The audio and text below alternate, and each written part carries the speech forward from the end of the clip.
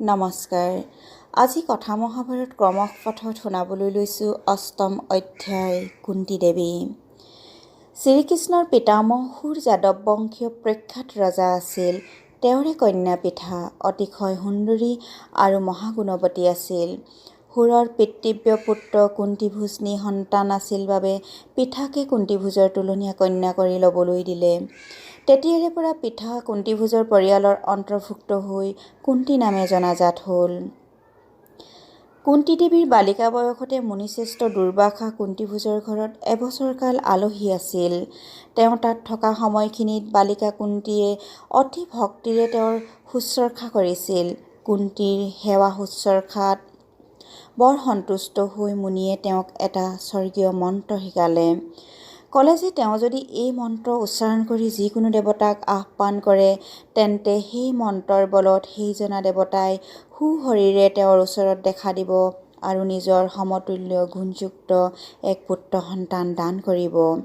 আচলতে দুৰ্বাসা মুনিয়ে ধ্যানৰ বলেৰে তেওঁৰ ৰাজকন্যা পৰিচাৰিকা কুন্তীৰ ভৱিষ্যত দৰ্শন কৰি জানিব পাৰিছিল যে নিজৰ স্বামীৰ দ্বাৰা পুত্ৰ লাভ তেওঁৰ নহ'ব। এই বিষয়ে পিছৰ অধ্যায়ত কোৱা হ'ব। মুনিৰ পৰা মন্ত্ৰ লাভ কৰি কম বয়সীয়া কুন্তীৰ মনত প্ৰবল কৌতূহল জাগিল।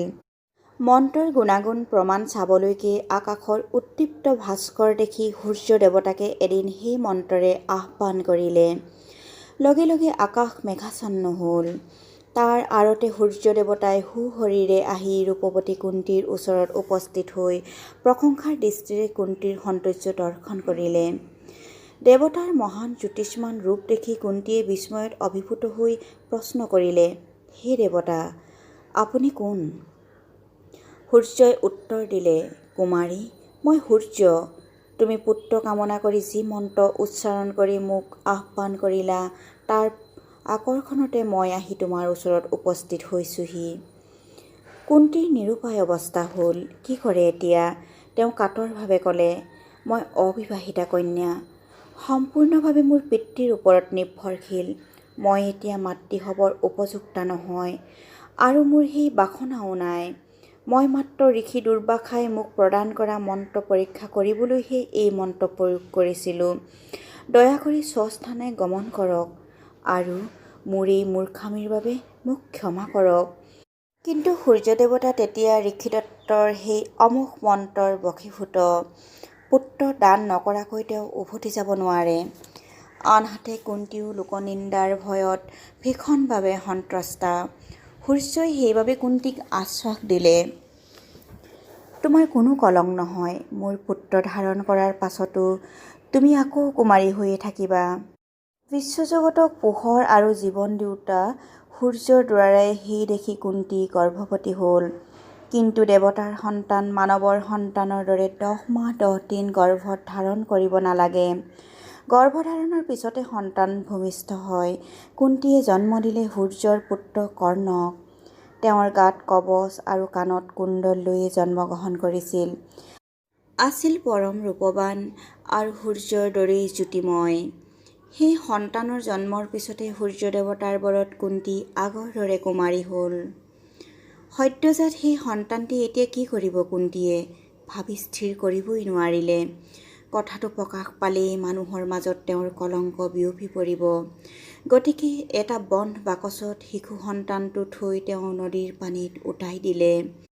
সেই বাকচটো নদীত ভাহি গৈ থাকোঁতে পৰিলগৈ এক সাৰথীৰ হাতত। সেই ৰথৰ চালক সাৰথী আছিল অপুত্ৰক। নদীত গা ধুই থাকোঁতে সেই বাকচৰ ভিতৰত ইমান ধুনীয়া উজ্জ্বল শিশু সন্তানক দেখি আদৰ কৰি নিজৰ পত্নীৰ হাতত তুলি দিলেগৈ।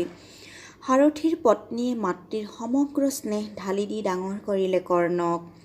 দেৱতাৰ পুত্ৰ কৰ্ণ সাৰথীৰ ঘৰত ডাঙৰ হৈও বিশ্ববিজয়ী মহাবীৰ হৈছিল। যেতিয়া কুন্তীৰ বিবাহৰ সময় হ'ল, কুন্তীভোজে তেতিয়াৰ দিনৰ প্ৰথা অনুযায়ী চুবুৰীয়া ৰজা মহাৰজাসকলক আহ্বান কৰি স্বয়ম্বৰ সভা আহ্বান কৰিলে।